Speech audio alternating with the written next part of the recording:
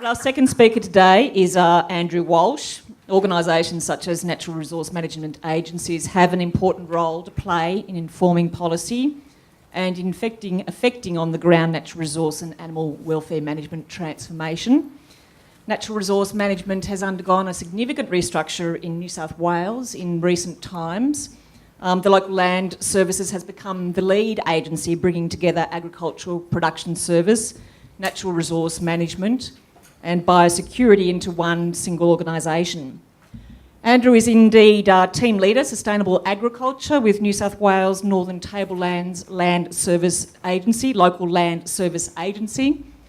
Northern Tablelands Local Land Service Agency and Australian Land Management Group have recently signed an agreement to trial and evaluate CLM on farm on the Northern Tablelands.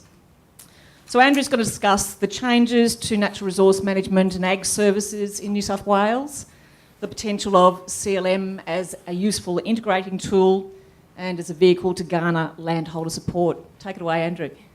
Thank you. Give a bit of background, Local Land Services has been formed to become a one-stop shop for farmers in New South Wales. And it's basically the Livestock Health and Pest Authority, the former Catchment Management Authorities, and the advisory functions of the Department of Primary Industries. So the agros, the beef and livestock officers, and mixed farming position, so we gained 4 positions from them. I guess the benefits behind that, were for the combining of administration costs, so cost savings there, improving the cooperation between these, what we call 4 pillars of our organisation, so agriculture advice, plant and animal biosecurity, natural resource management and emergency management. As you can see, there's 11 local land service regions in New South Wales, and they've all been formed based around the council boundaries as well. So I'm from Northern Tablelands, God's country.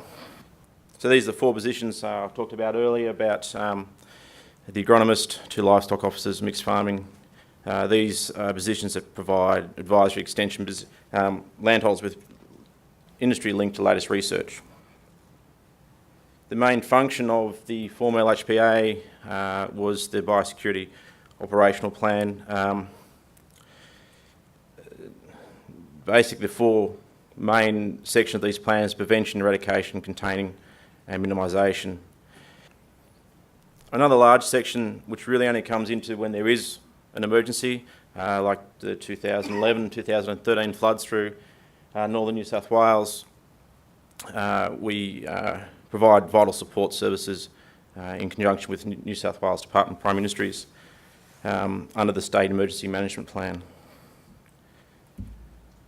This is the natural resource section of what the CMAs used to be their main business. The Natural Resources Commission in New South Wales established a standard for quality natural resource management to improve the consistency of practice based on adaptive management approach. The standard is designed to apply to natural resource management at all scales, including state, regional, catchment, local and property levels. Why we decided to do a pilot in the certification realm of our business is originally, once we all go back to the 4 pillars, we have greater cooperation amongst our fellow workmates, that we could see that if people had, or landholders or enterprises had some sort of certification, they'd be a lot lower risk profile for biosecurity, and we could see a value in the increase in NRM participation. So essentially, we were doing ourselves out of a job.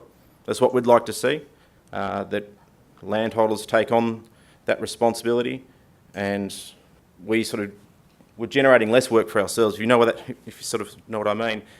What the carrot for people we thought originally to start doing these sort of programs was the potential in reduced rating system on the land to sort of cover those costs. Over the last couple of months in talking with Tony and his group, we've sort of now trying to work out what other advantages there are. So we're looking at the connection with our farm planning system, which I'll show you in the next slide. There's an opportunity, our board's quite keen on a regional branding opportunity. So Northern Tablelands beef is sustainable. Let's go out and push that. Instead of individual landholders doing it, selling it to Mudgee Lamb, going down and selling styrofoam boxes of cut lamb to Sydney and markets like that, we could use that as a market driver. And then we started to recently look into the potential of the local land services or government bodies' involvement in the certification or the auditing process, just to relieve some of the monetary pressure which might be some of the barriers of adoption in these sort of systems. You probably saw, well, this slide probably is the basis of our farm planning course. And my colleague Yeston Taylor down there is our farm planner. Got any questions, go and ask Yeston. So basically we figure that if you look after all these sections of your farming business, so you've got your physical, your soil nutrition, shade, shelter, diversity, green dry matter, litter, ground cover, if you're looking after all those and continually improving all those factors, then you'll be able to manage your debt, you're going to have happy people, you're going to hopefully make some money. If any slices of that pie start to go backwards, everything starts to get affected. So it's a whole integrated system, and you can probably see a lot of those things being tied into a certification sort of process as well. Just to finish off, we've been working on some of the drivers and benefits that we can sort of see at a state and national, federal, worldwide level, a regional level, and probably more importantly for us, the individual landholder level is where our biggest influence is.